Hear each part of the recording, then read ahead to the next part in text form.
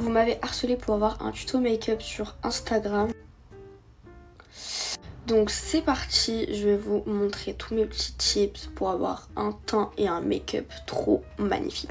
Après avoir fait ma skincare, je commence toujours par me recourber les cils et mettre directement mon mascara. Ça m'évite de bousiller tout mon teint après.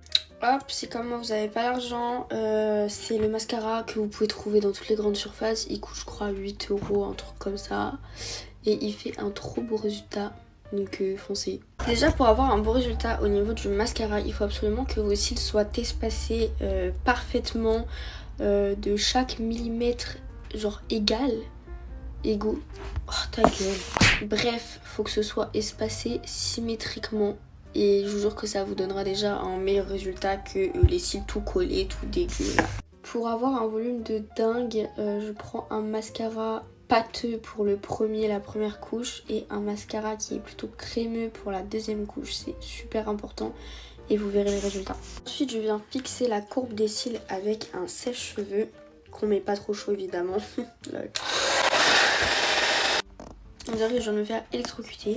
Ensuite, pour les sourcils, je les remplis avec le crayon de chez Temu. Une fois qu'ils sont remplis grossièrement comme ça, on va venir les brosser. Hop.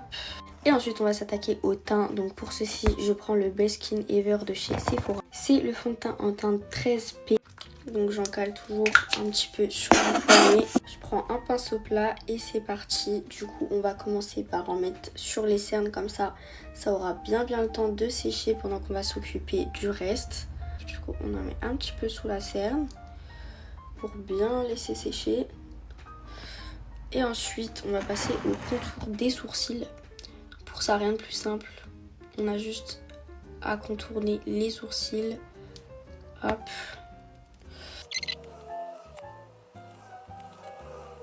Voilà, ensuite je vais humidifier mon Beauty Blender. Il faut vraiment qu'il soit humide, bien gonflé et je reviens. Voilà, une fois qu'il a doublé de volume, c'est parfait. Maintenant, on va venir estomper tout ça.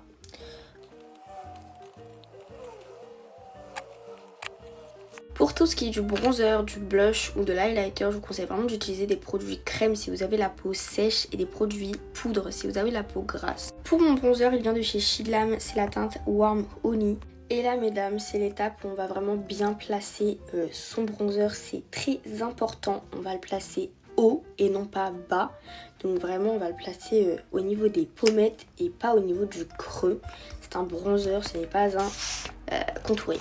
J'en mets vraiment pas beaucoup parce qu'il est très teinté comme vous pouvez le voir. Et c'est pour ça que après je vais mettre un coup de Beauty Blender pour atténuer tout ça. Parce que bon, c'est pas très joli. On dirait un peu... Non, on dirait rien du tout. Faut vraiment pas que ça fasse de taches, faut vraiment que ce soit fluide, léger, parce que si ça fait des taches ça va pas être joli. Donc on va vraiment venir estomper avec son Beauty Blender le plus possible.